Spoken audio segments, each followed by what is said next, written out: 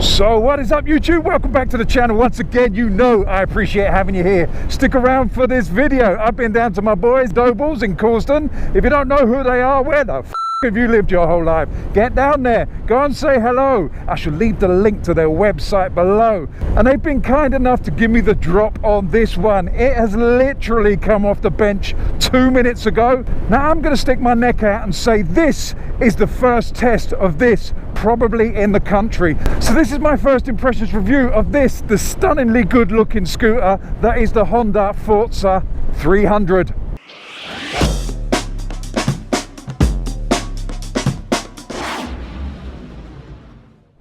Thank you very much for sticking around. I'm privileged to have this bike. I really am. No one has touched this bike. It's done 2 miles and this is just on prep, so I'm the first guy to take it out.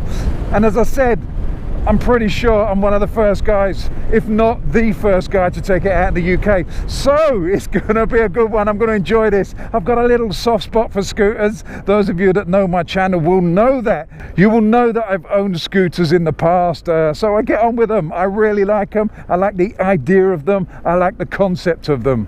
Right, so while we're stuck behind these cars, a little bit about myself. 6'2" tall, a little bit wide in the shoulder, long thigh bones, long legs, and about 16 stone. So that gives you an idea of how I get on with the ergonomics of the bike and how I get to the conclusions that I get to.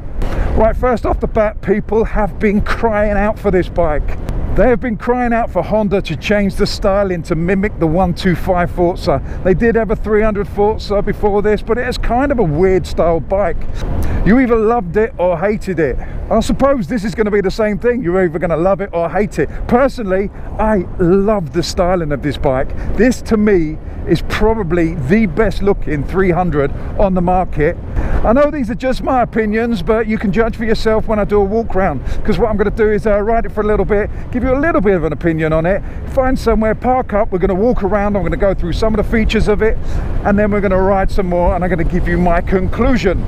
Right, first off, I'm going to tell you it's a little bit too small for me ergonomically because of my long legs, and that's pretty standard on all scooters. I've never owned or ridden a scooter that I've actually fitted on because of the size of my thigh bone. I'm not some kind of weird freak giant with stick insect legs. I've just got long thigh bones, so I need quite a lot of leg room on a bike, and scooters tend not to give masses of leg room, even the big maxi scooters. So I was expecting that before I even got on it. It's not uncomfortable. I would just like maybe 2 inches more. That's what she said. You have got a variation of places you can put your feet. You can put them completely forward like they are now, or you can rest them back here. The footboards are pretty accommodating. I tend to ride with my feet back here because I find that more comfortable because the length of my legs, and I'll stick my foot forward every now and again. If I do put my feet forward, as you can see, they're not straight, they're kind of hunched up under the handlebars. So that's why I tell you about myself at the beginning of the videos, because if you're a completely different shape to me, you'll have no problem on this whatsoever. I do find with scooters, because they sculpt a hump in the seat, which is 99% of scooters, they always do it too far forward for me. Right, so the engine of this drops straight out the SH300, which I've actually owned in the past. I had one for a while, and that was my favorite scooter of all time. I loved it. I loved the big wheels, and I loved the way the engine and the characteristics of that scooter was. It handled really, really well. And so far so good on this. It's bringing back those memories of a great handling scooter and an engine that is really smooth and linear and easy to get on with. It's not quick in the sense of it's going to blow your mind, but it is rapid for a 300. Considering I'm on a little scooter, it's really nice. It's got smaller wheels than the SH300, but it still handles nicely. As I said before, I'm going to go around and show you some of the things on this bike. I'll show you the size of the wheels, the tyres, how the screen works, the dashboard, under the seat, and all things like that, so stick around for that bit. But in the meantime, I'm going to take it down some little country lanes and just have a bit of fun. I'm not going to go mad. I say this on many videos, and this is because I've just picked the bike up. It's got 2 miles on the clock, so the tyres are not going to be of the greatest grippiness. If you've never ridden a scooter, don't judge it until you've had one or ridden one, or you've spent at least a little bit of time with one, because they are phenomenal machines. If you go to Europe, scooters outsell motorcycles, I don't know by how many, but by lots. Let's put it that way, by lots. And there's a good reason for that. They're very practical, they're easy to get on with, you can go long distance with them, they're comfortable, It's just basically a really nice relaxing place to be, is on a scooter that is this good. And this is what this bike's for. Although 99% of people are going to use it for commuting, going into London and big cities and sitting in traffic and filtering and cutting down the outside, it's going to be great at that. It's going to be absolutely brilliant at that. But I like a little bit more from a bike. I like a bike that I can take out into the countryside, that I can just enjoy myself, maybe put some stuff under the seat, go out for the day, have a flask of coffee and just explore. And so far so good. I'm actually astonished at how nice this bike handles, how planted it feels. I'm on new tyres, but I haven't felt any of that little bit of tyre slip. And I'll tell you another good thing about this, talking of tyre slip, comes with traction control. It's got ABS and traction control. You can turn the traction control off if you so desire, if you want to go drifting. I don't see why you'd want to, but if you do, you can. So that's an added safety feature, a little bit of traction control, which works really, really well in the wet. Not that I've ridden this in the wet, but I've ridden other Hondas with the traction control in the wet, and the system works really, really well. And if you're in a city where they've got cobblestones and kind of greasy roads, do you know what? A little bit of traction control is a wonderful thing. I am having a really, really good time on this. I know if you watch my videos, I always bang on about how much I love motorcycles, and most bikes are good, and I get on with most bikes. But once again, Honda have come up trumps and brought out a motorcycle slash scooter that is really astonishingly good. It does crash over potholes and big bumps a little bit because of the suspension. It's quite not harsh, but you can feel bigger bumps. And on a smooth road, it really, really is smooth. But on a really bumpy road, you can feel it ever so slightly. But then if you get the suspension too soft, then it gets a bit wallowy. The way a scooter works with the engine hanging off the back onto the rear wheel, if you put really soft suspension on it, it feels like it's got a hinge in the middle. So you've got to have that compromise of a little bit of harshness for it to handle well. And boy, for a scooter, especially for one that's in the GT market or the maxi scooter market, it really does handle nicely. I'm very impressed. While we're on the move, this screen, it's on its lowest setting at the moment, but it does adjust. But unlike the 125, you don't have to pull it. You've got a little button here, and it's electric. You probably can't hear me at the moment. I'm not sure how this is coming across, but when I put it on its fullest setting, it is giving me tremendous buffeting and wind blast straight under the peak of my crash helmet. I do wear an adventure style crash helmet, so that will not help on this. As I said in the beginning, I am quite tall, 6'2". If I just put a little screen extender on there, that would probably sort that out and break the air up. Not a deal breaker, but I do like the fact that it's electric. Mirror wise, very good. Very, very good. I can see pretty much everything behind. Very impressed with the mirrors, which is very handy around town. Another thing I like about these wing mirrors is you can fold them up, so you can just pull them up like that. So if you're going through a tight gap, it makes it a lot easier, which is very handy if you're commuting and going through cities. Very easy to do. Just a little tug, it's not difficult. Brakes on this are pretty good. ABS is standard, and the front brakes up here and the rear brakes up here. So you can use the two brakes together really easy with your feet freed. So if you need that little bit of balance and you've got flappy feet syndrome, I just made that up, that's not really a thing, but if you do suffer from flappy feet syndrome, I don't know what flappy feet syndrome is. Let me try and figure out what it is, and I'll get back to you. 2 hours later. Right, so basically what I'm trying to say, if you slam the brakes on and you want to keep your feet out for stability, for when you come to a standstill, this is what I'm talking about, you can do that because you're only using your hands for the brakes. So it just gives you a little bit more confidence if you're not 100% confident in your riding ability. If you do own a scooter or buy a scooter, don't just stick it in town, don't just commute, don't just go to work and back. Come out into the countryside and enjoy it, especially on a glorious day like this. There's nothing better than just chilling out on the roads of the English countryside on a really good looking bike that is easy to ride, and just enjoying life. Just enjoy a little bit of life. I mean, come on.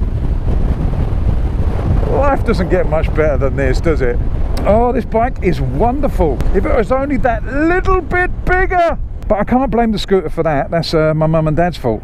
Even though my dad was only 5'6", which is worrying because my milk one was 7'2". I made that bit up. Sorry, mum. Right, so here we have it. Honda's Forza 300. This is actually a 2019 model, a 2019, because I know a lot of places around the world are not getting this till early next year, but we are privileged and we've got it here now. It is 2018, but they call it a 2019 model, so I'm going to run with that.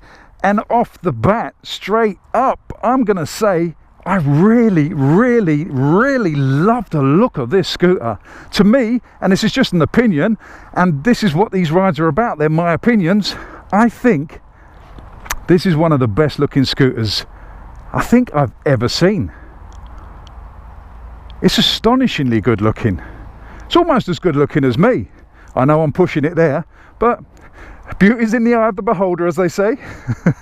Luckily my wife's got cataracts. Anyway, let's crack on with it.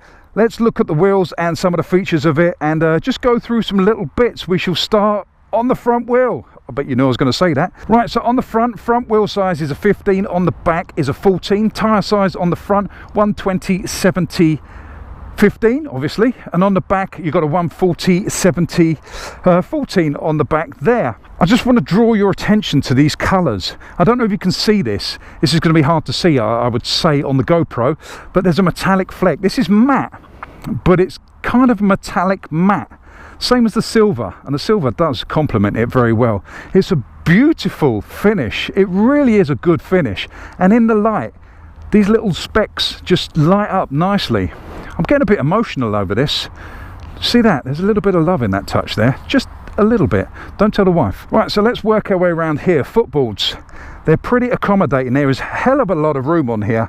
You can put your feet in any position you want, and they've got these rubber mats on, so they're quite grippy. And also these little rubber mats up here. You've got your fuel cap in the middle here. I will go through that in a minute. On the back here, rear pillion pegs, just your standard metal ones that fold in, but it should be quite comfortable for the pillion because this seat is very sumptuous. It feels like it will be very accommodating to whoever wants to sit on the back there with these nice grab rails. Right, so let's go down to the engine and exhaust. Now the engine is on the rear swing arm. It's basically attached to the wheel like a normal scooter, but I can vouch for this engine because I've had an SH300 and I thought it was a phenomenal scooter. Absolutely brilliant.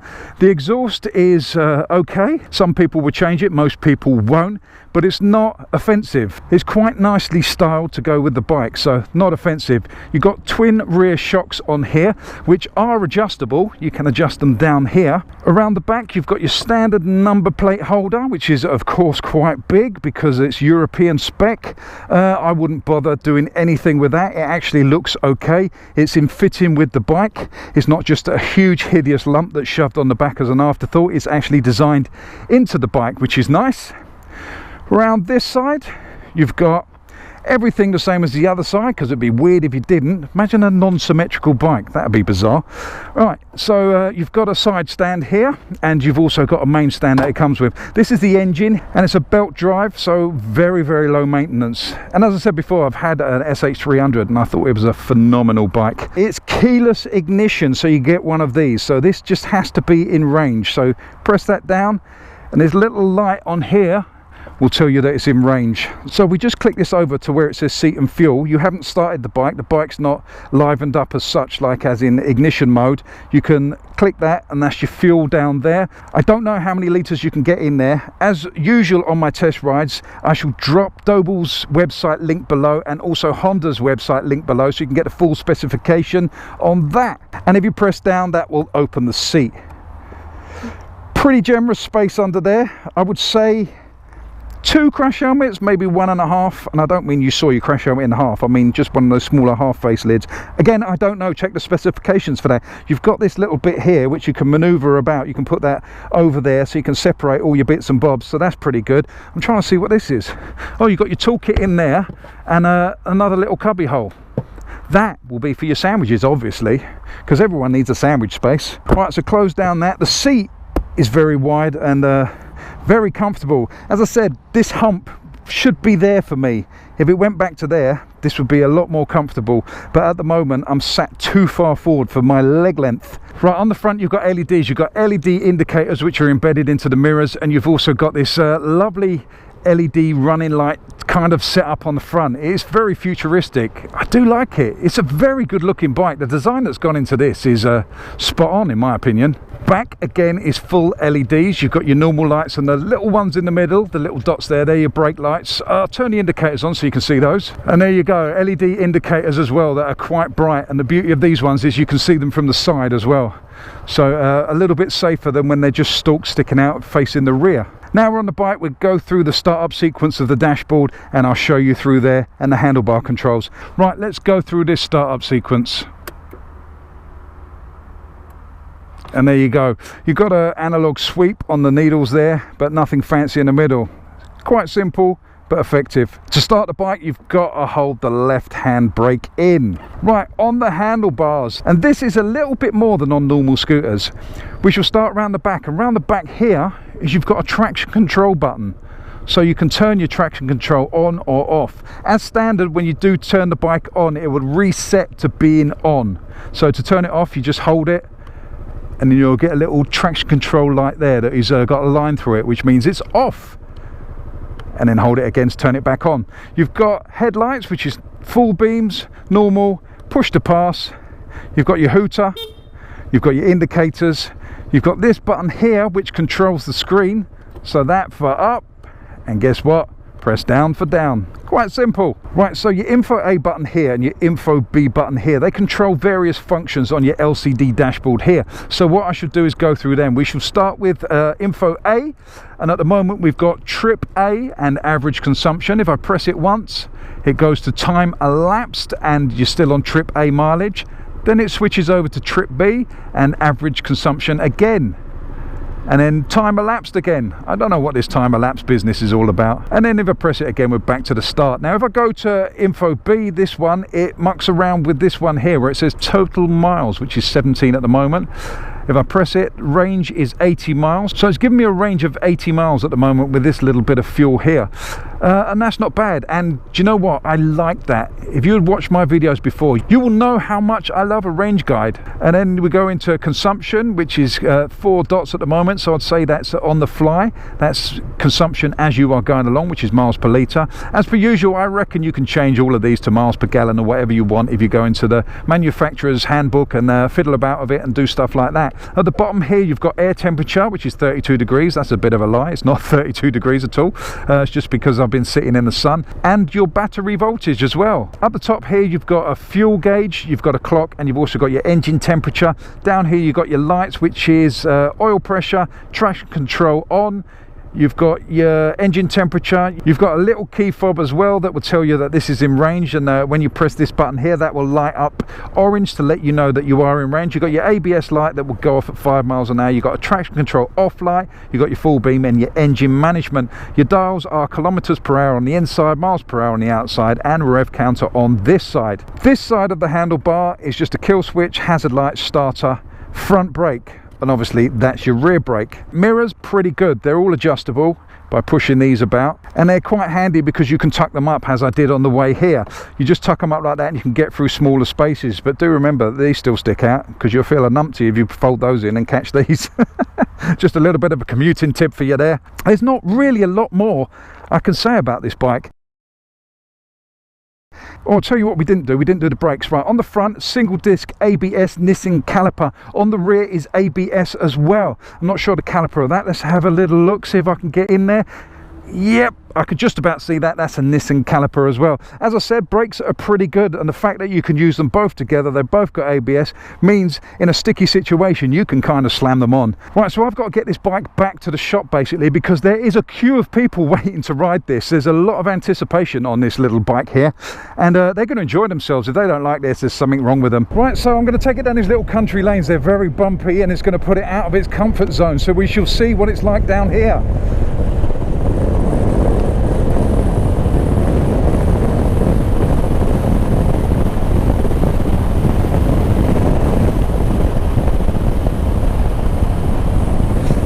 It's pretty good. I mean, you can feel the bumps, as I said before. Suspension's on the harder side because it's designed for in town. It's not designed for blasting around country lanes. It really does handle quite nicely. The fact that you can adjust the turning on it, you can pull in slightly tighter by just touching the back brake, is a nice thing. It's actually relaxing. It's really easy to ride. I was going to say fast then, but it's not fast. It's really easy to ride at an increased pace. It doesn't skid all over the place. It feels quite confidence inspiring. It doesn't do that thing that a lot of scooters do when they feel like I've got a hinge in the middle. It feels quite taut. The chassis feels pretty good. I really am impressed. It's astonishing how far scooters have come on. When I first started riding, they were pretty awful, but now they're pretty good. And this one is, to be honest, quite astonishing. Now you've got to put that in context of astonishing for a scooter. It's not going to handle like a supermoto. It's not going to handle like a sport bike. But if you think what I'm on at the moment, a little 300cc scooter with the engine stuck to the back wheel, it shouldn't really be this much fun. This is a scooter you can ride to work Monday to Friday, and then at the weekend go out and have a play, pack some stuff on the back, go out for the weekend. And you can take the twisty roads. You don't have to take the straight roads. You can take the fun roads. Right, so seeing as I'm stuck in traffic and I'm on my way back to the shop, let's get on with the conclusion. And let's start with the ergonomics. Ergonomics are not perfect for me. If you're shorter than me and shorter in the leg, it will be good. It really will be good. The screen doesn't adjust high enough for my height, and the leg room just isn't enough. I need a little bit more in the seat. If it was adjustable and it could go back a little bit, it would be perfect for me. But that's a very small thing, because I know these bikes are not designed for praying mantises. Suspension wise, a little bit choppy on really harsh bumpy roads, and if you hit a pothole, I can imagine that transferring through a little bit, but not a deal breaker. As I said when I was doing the ride just now, you've got to compromise a little bit. You've got to have harsher suspension for better handling. You can't have really soft wallowy suspension and expect it to handle well. And personally, I will trade off that slight bit of comfort. Not that this is uncomfortable, I mean in the way the suspension works. I would trade that off for better handling every single day of the week. Switch gear, absolutely spot on. I mean, I'm quite used to it because this switch gear is pretty similar to what I've got on the Africa Twin. I think this bit here is stolen straight off the Africa Twin, to be honest. The clocks, the dashboard, love the layout. It looks really nice. I can't show you at the moment. I did go in the dark tunnel and I forgot to put it on the screen, but it lights up really nicely. The LCD bit in the middle gives you plenty of information. You've got a fuel gauge, you've got all the stuff you need to know, and it's got that range function in there, so it tells you how many miles you've got left in the tank, which I really like. Mirrors, very good. Very good, some of the best I've seen on a bike. Under the seat, plenty of storage. You can get loads of stuff under there, lock it away, keep it safe, and that's what you expect from this type of bike. Handling, I mean, it's no razor sharp sports bike, but this is a scooter, remember, and for a scooter it's pretty spot on. It is pretty good. I'm very impressed. Engine wise, I'm a fan of this engine. I've always been a fan of this engine. I owned an SH300, so I'm gonna be. I bought that bike strictly for the engine and the handling, and this one is up there as well. It's kind of like, if you look at the SH300, and this is going to be a weird saying now, it's the sporty one of the two, the sports bike of the scooter market, and it really is. You can chuck that bike around all over the place.